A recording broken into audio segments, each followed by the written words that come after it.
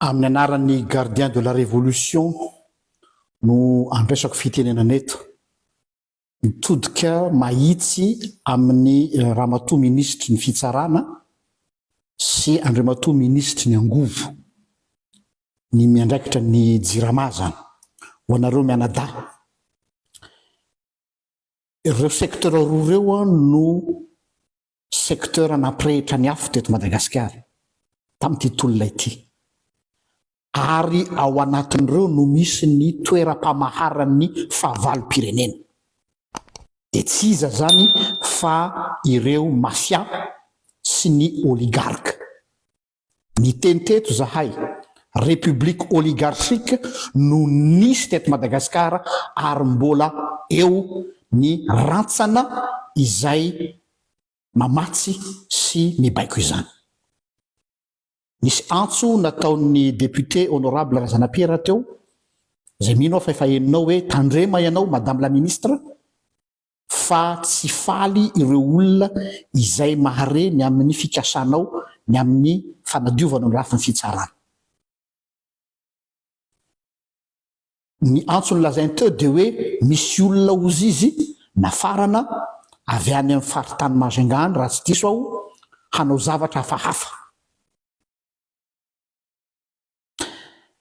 Ny fahamarinany tsy fantatro, fa na zany na tsy zany de zao. Mahay zavatra ny olona ary mahavandoza ny olona. Conseil omenay anareo mianada, tonoko hoe anareo mianada, ireo secteur roa ireo no tena misy ny fahavalo-pirenena. Ao amin'ny fitsarana dia opération goavana be ny miandry anao. Noho zany conseil tompoko fantatro ny firehetaponao ny amin'ny tehanadio ny fitsarana eto Madagasikara, fa aza lazaina en public sy amin'ny média ny fikasanao sy ny intentionao rehetra. Misy teny soratra masina milaza hoe zay ataon'ny tananao ankavia azo atao fantatra ny tananao ankavanana. Feno fahavalo-pirenena manodidina anao. Noho zany mitandrema tompoko. Ka eto zany dia aoka ho mailo aza matoky tena fa sao sanatria horombahan'ny olona le révolution titsika apetraka dia noho tsy fitandremana kely fotsiny na afanam-pody izy toerana de sanatria ahitana loza. Saro-piaro ny am'izay révolution zay ka manolo-kevitra anao hoe tena tandremo na ny zavatra hohanina, tandremo ny zavatra sotrony, tandremo koa ny olona raisiny, satria mety handeha amin'ny fahatsorana ianareo handray olona nefa tsy fantatrareo zay olona ratsy, tsy misy soratra ratsy amin'ny andron'ny olona. Todika aminao koa monsieur le ministre ny énergie. Ny enjeu ngezabe amin'io resaka jirama io de fantatsika tsara fa misy olona ho very finanana be debe ao. Ireo olona nanao contrat teo amin'ny fitondrana teo aloha amin'ny famatsiana ny solika sy ny contrat am'ireo ataotsika hoe force angezabe indrindra izay mitsetitra an'io jirama io no tsy maintsy fosotra voalohany edivanao. Dikan'izay zany na inona ny fahaizanao ary fantatra fa tena mahay ianao raha vu le parcours sy le CV, dia eto zany ilana fahasahina hiatrika an'ireo olona reo. Dikan'izay possible koa ianao en danger. Satria raha tena te hanova tokoa de tsy maintsy ireo olona mpitsetsitra ny harem-pirenenareo no mila écartena. Tsy anaiky an'izany nefa ireo. Ary tsy mahamenatra reo ny hampiasa ny fomba rehetra, rehefa miteny fomba rehetra, ohatra ny cas misy aty aminay aty a Belgique, nisy combat ohatra an'io nataon'ny ministre de la justice net aty, fa ny mafia ray manontolo eraky ny Belgique ny fofony an'ilay ministre. Na fenina mihitsy le ministre tany amin'ny toerana misy bunker, satria natahorana infiltré hatramin'ny polisy sasatsasany azy. Imaginenareo zany aty amin'ny tany atao hoe développé. Aza raisina la légère ty teny ty.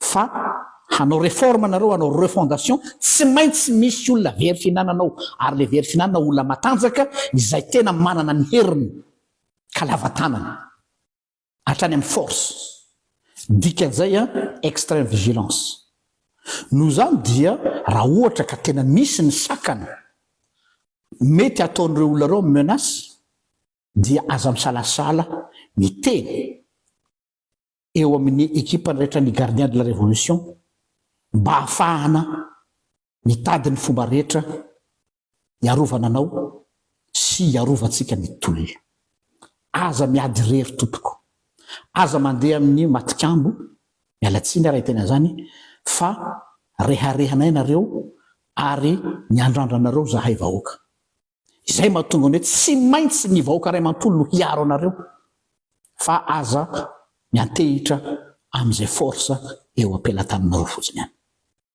teny atsipy zay a ataoko mahitsy be le izy a satria manahirana ny toedrara manoloana an'ireo oligarque izay tsy maintsy hampiasa ny force sanatriavin'izany hatramin'ny élimination satria ho tapaka ny robinet rehetrarehetra à ne pas sous-estimer misaotra tompoko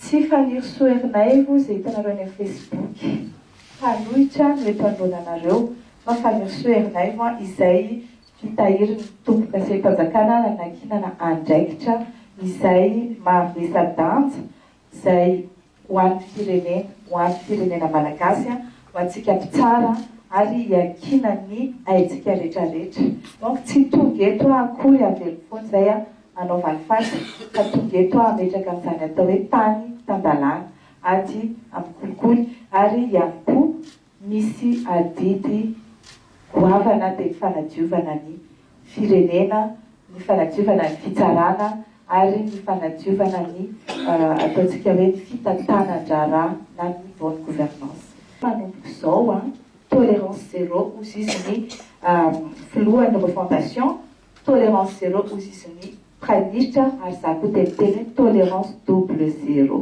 na ho antsika tsara na ho an'ny malagasy rehetra. C'est difficile, mais ce n'est pas impossible. Maro ny challenge izay miantry ao anatin'izao ministère zao.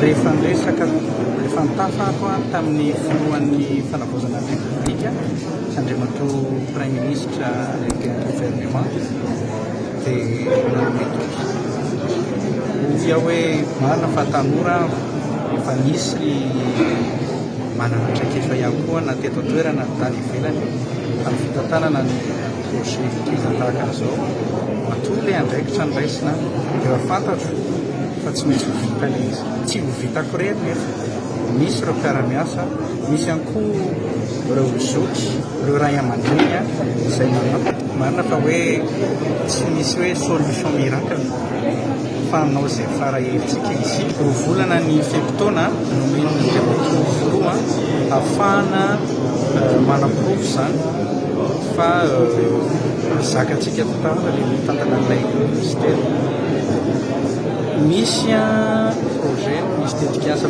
fiezaka maro izay afaka tanterahantsika ao anatin'izay volan'izay ahafahana mamany olana jiro